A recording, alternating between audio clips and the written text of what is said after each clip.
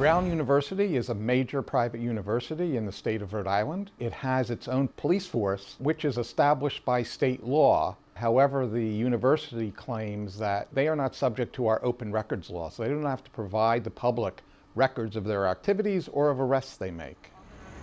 Well, these private university police officers have the same arrest powers, detention powers, and other powers that any other police officer has in the state. We think that the public has a right to know how they're exercising their arrest powers and to be able to gain access to records that provide that information. They're there to get there first, keep the Providence police and the state troopers off the campus, and make things disappear.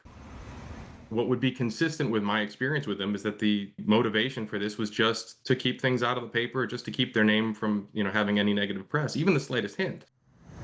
Well, this case was actually generated by two journalists who independently filed requests for records of arrests that were made by the Brown University police. And the Brown University police said, we have no obligation to give you those records, and we aren't going to give them to you. I feel like if you have nothing to hide, you should be willing to release that. And I don't really know why they've turned it into such a big issue when I think it's like, what do they have to hide?